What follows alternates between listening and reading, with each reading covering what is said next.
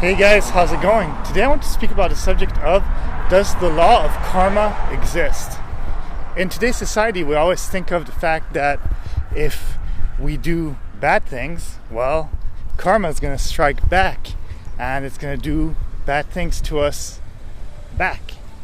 And at the same time, we feel that the fact that if we have good karma, if we have positive energy, if we have positive attitude, if we do positive things in life, well, eventually karma is going to be good to us and we're going to be able to get it back in some form or another, because, well, karma is supposed to be grateful towards our kindness, and it's supposed to give back the same kind of kindness that we give.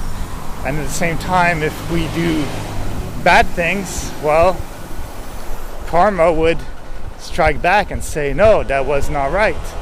But is that just a kind of poetic way of looking at life? Well, there's a bit of truth to it both ways.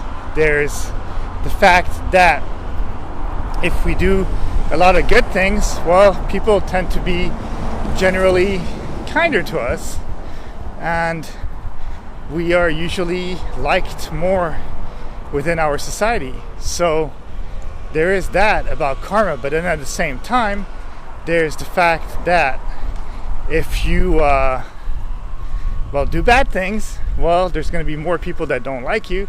There's going to be more people that just don't want you doing the things that you're doing, so there's more of a chance of it striking back to you.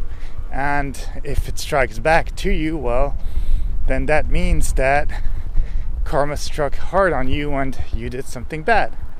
And it just kind of makes logical sense. If you have a lot of people that like you, well, there's more chances of them doing favors for you. But if there's more people that dislike you, well, there's more of a chance that somebody might want to hurt you, or somebody might want to do something bad to you, and etc., etc. So, does it exist? If it's looked into that definition, yes, absolutely, karma exists. And I think that's why, as people who mostly live in very crowded societies, be it cities and stuff like that, or even villages, or just anywhere in the world really, it's best to be a good person. It's best to try to do positive things, because positive things will lead to a better life. And at the same time, if you can show love, and if you can show just a general likeness, the fact that you love the world, that you love the society you're in, that you're a good person, that you're a good part of the society, that you actually do things in a good way, will actually probably be definitely actually much better for the world and for the future generations. Because in some way, I don't even know if we could have lived this long on this earth if we hadn't actually done our best to be the best people that we can. Yes, there's been a ton of wars and there's been a lot of bad people on this earth, but at the same time, I think there's people who care about it, who try to not take advantage of it.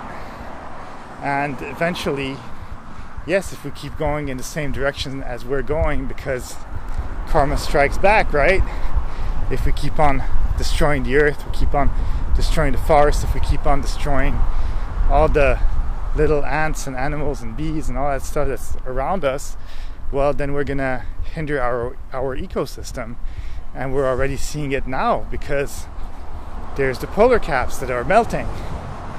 There's forests that are being completely devastated from being cut. And then there's the whole fact of the pollution, where most people are just saying stop polluting, yet we still drive cars, we still have crap load of planes and a ton of ships that are using old technologies that are polluting way more than all the cars in all the cities.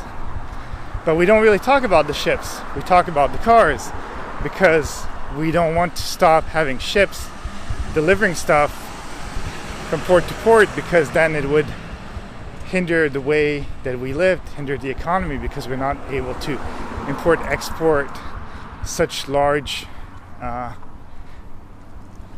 quantities of material really so fast. So that's where it comes sometimes strangely, because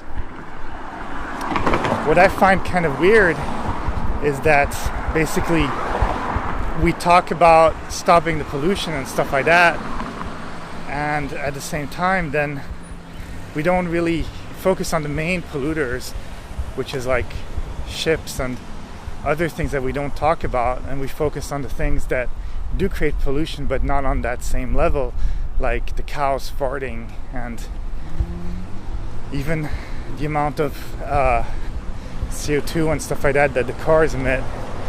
And that's in some way back to karma. It's going to go and bite us back in the ass, because if we don't actually take care of it, if we don't actually do the things that are needed in order to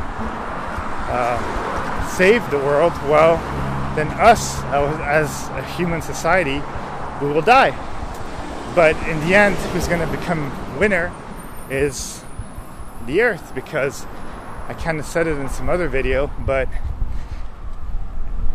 if humankind is extinct, as 99.9% of creatures have become extinct anyways in the history of the earth, well, if we become extinct, well, the earth will completely thrive from it. There's going to be much more life, there's going to be much more nature, because we are a society that tends to destroy. And if we tend to destroy, well, there's just no way of keeping this very fragile ecosystem that we take for granted. It's just going to be destroyed. And it kind of goes, again, be kind to your neighbor, be kind to the people around you, be kind to the world, to the universe, because if you're not, well, you just destroy. And that comes to you too. Be kind to yourself, because by being kind to the rest of the world, the rest of the universe, the rest of the people, the rest of the animals and stuff like that, well, you're also treating yourself well, even though you might not actually see it at that moment. But we do live in a greedy society, so sometimes things are hard to get changed, because the people who have money, well, they have money and they want things a certain way. They're greedy. But karma will bite them in the ass one day too. And that's all I can say. Okay, that's it. That's all I have to say on the subject. Have a great day, and I will talk to you soon.